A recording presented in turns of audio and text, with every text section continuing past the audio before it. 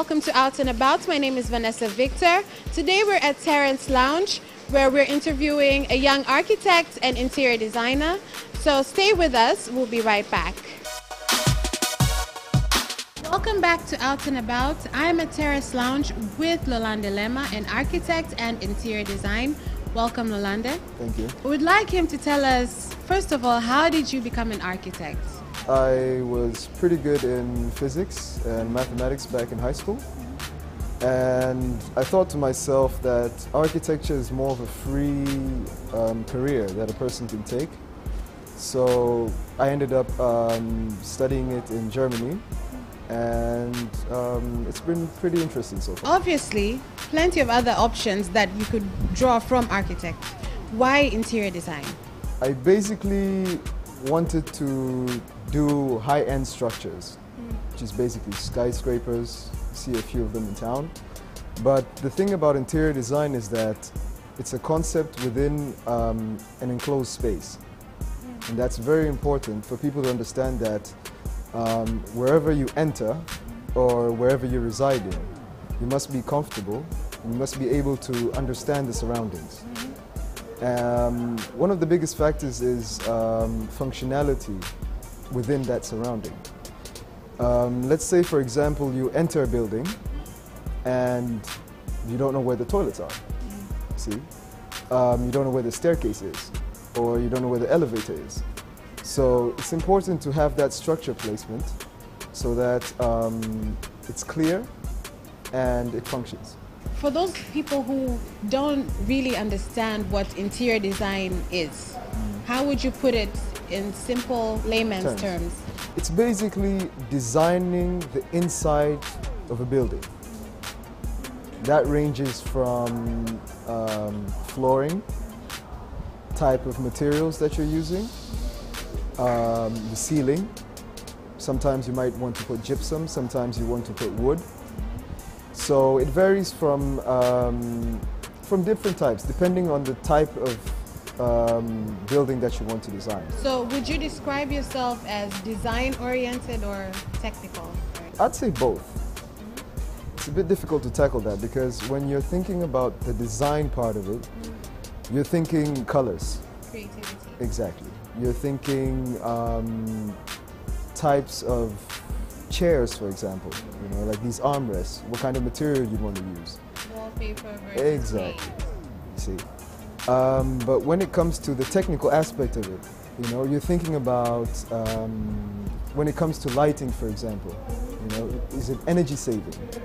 You know, when it's let's say a bathroom, you know, if you want to design the inside of a bathroom, when you think about the amount of water that you want to save, you know, like all these little details would come into the technical aspect.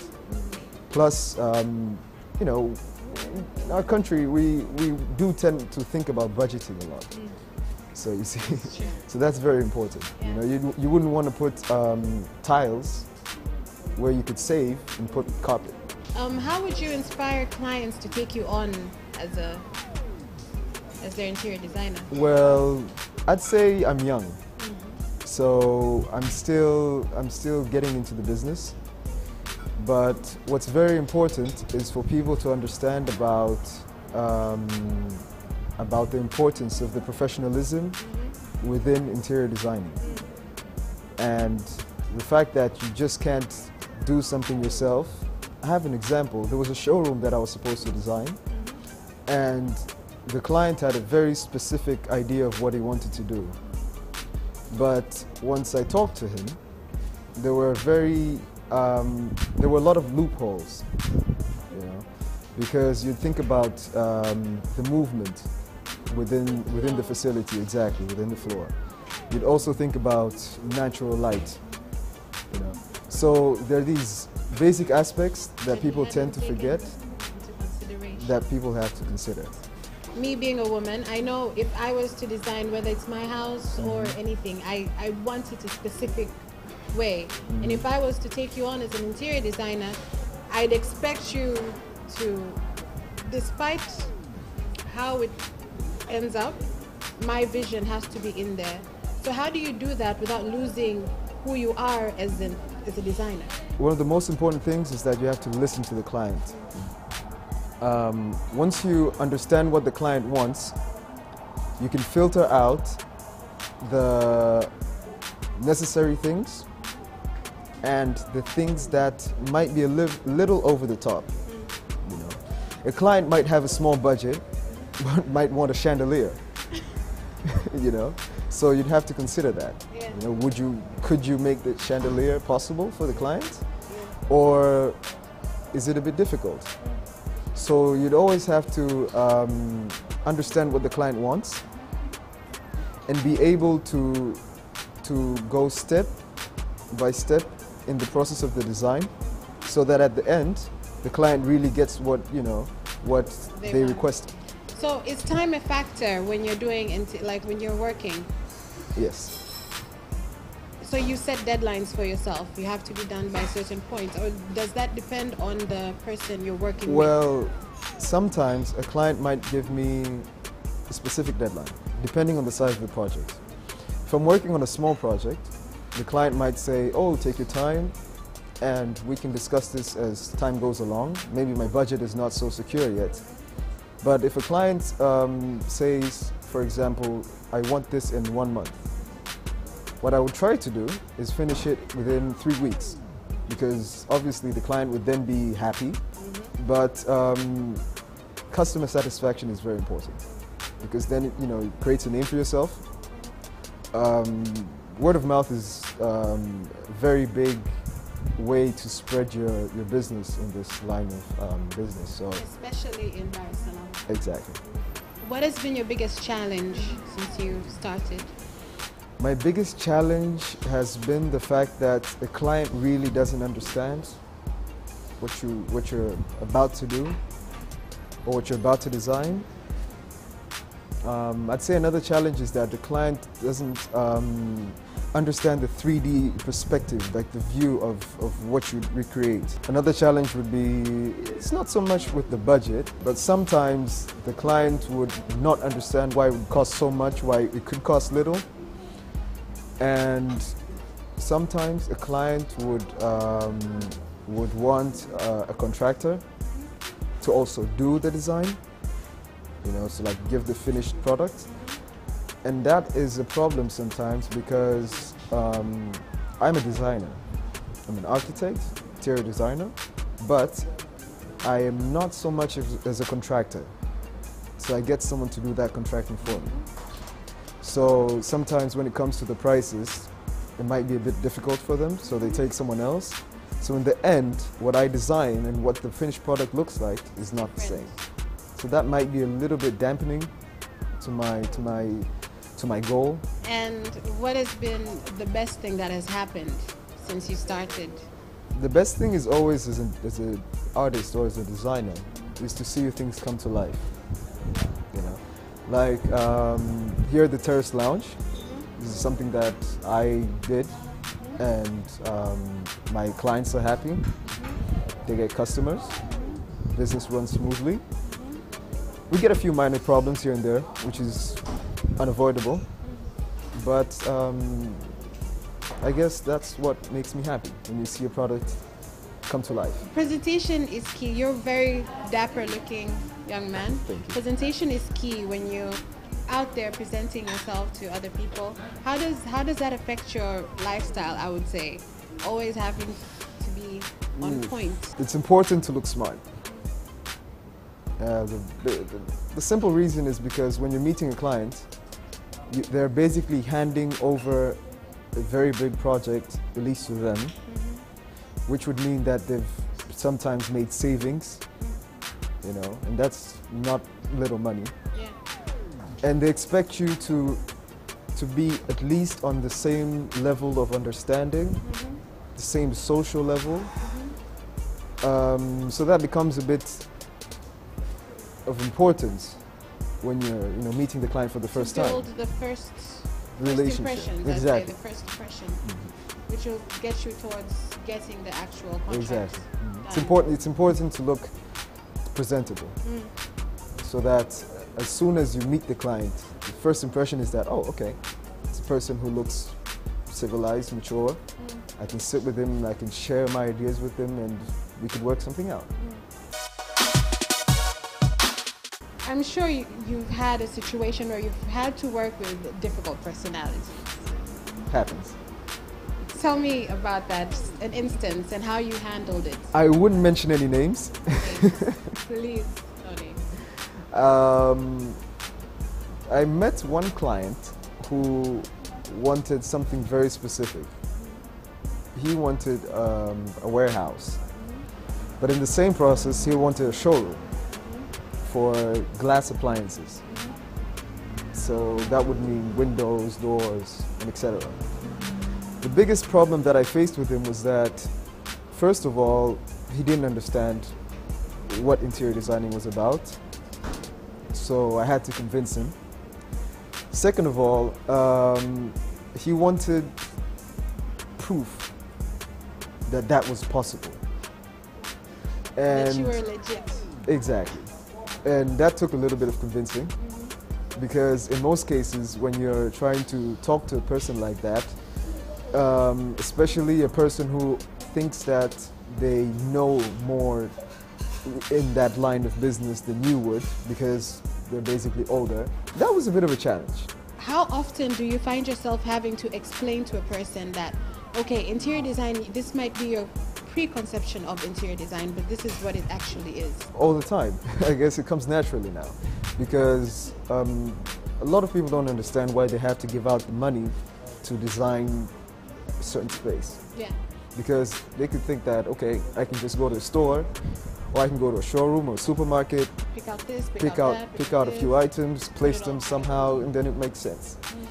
But when it comes to, for example, office space, it's important for a customer to, or a client to enter a certain space and then automatically feel at home, even if they had worries, you know, they'd be comfortable.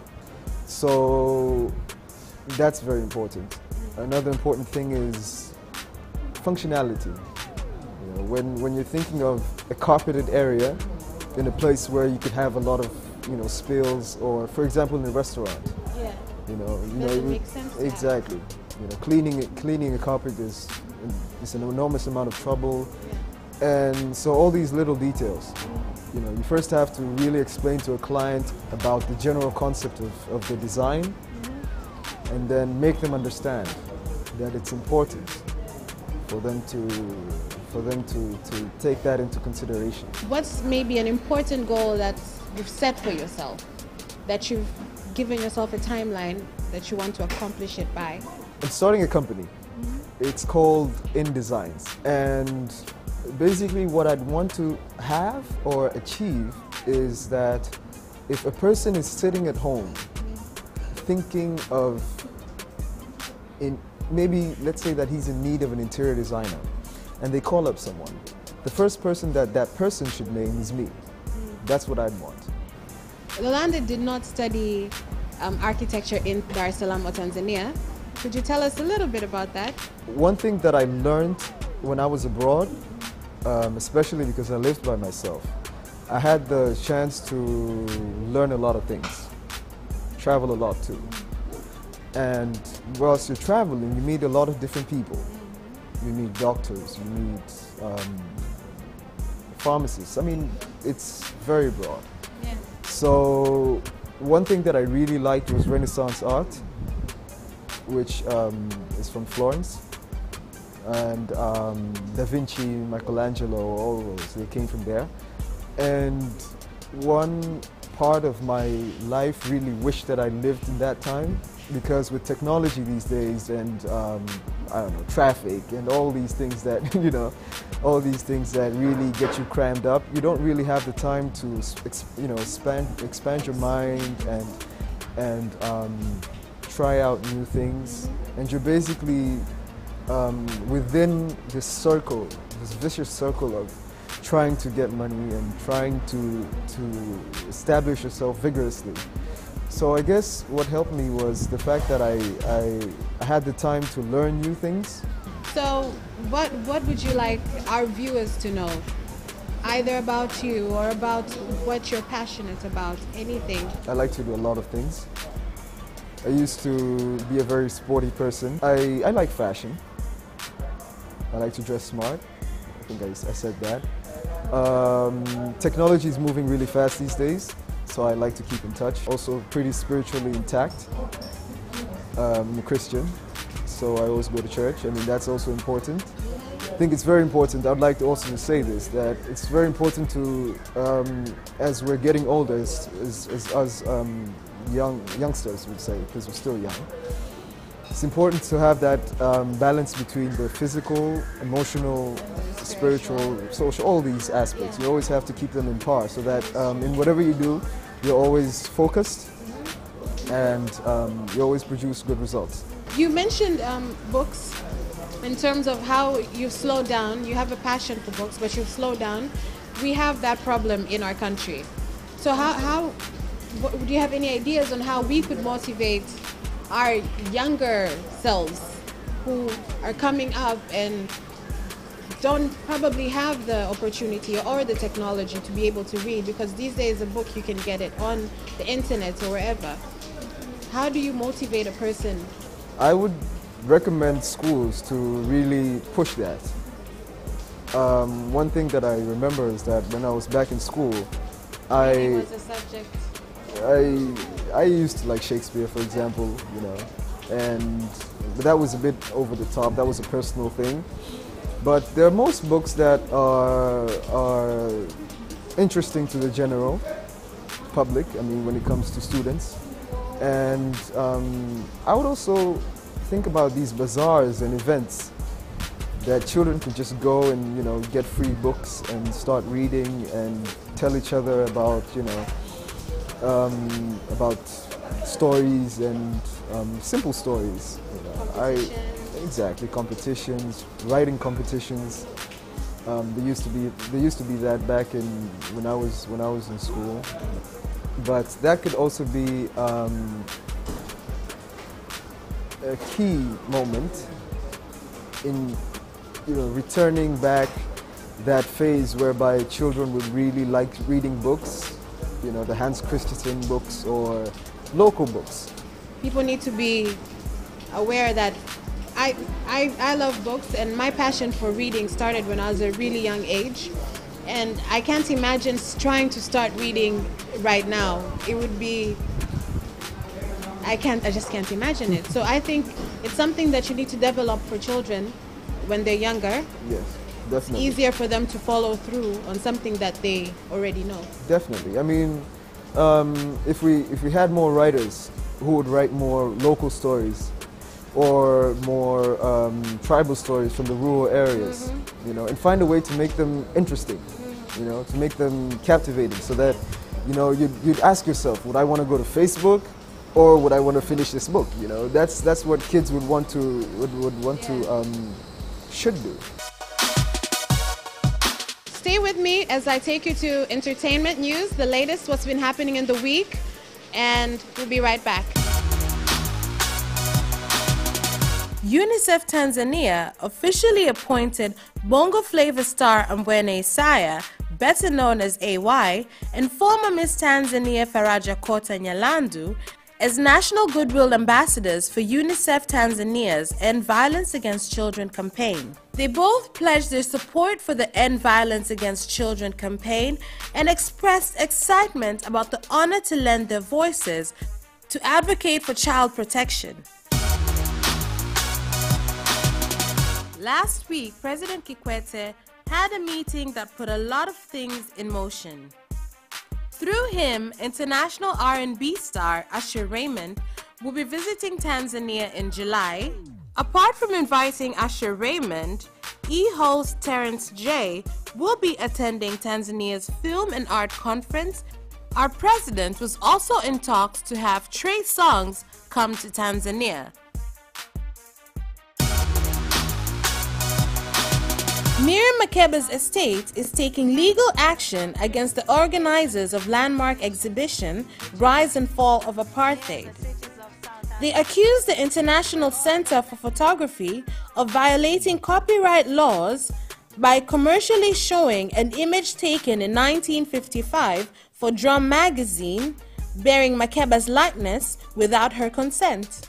Different portrayals of the artist were shown in the exhibit, but it is this one that has caused dispute. A film on the life of Botswana's first president, Seretse Khama, to be called A United Kingdom, is said to focus on the interracial relationship and marriage of the Botswanan president and the English woman Ruth Williams. The ex-Miss Universe Tanzania and founder of Flaviana Matata Foundation, Flaviana Matata, has been busy soliciting funds for her baby NGO. She asked her Facebook friends to help her improve the quality of education in her country by donating stationery kits such as books, pens, pencils, and other items. Our must-watch film for this week is Transformers. Thank you for having me, and I hope I see you next week, same time, same place.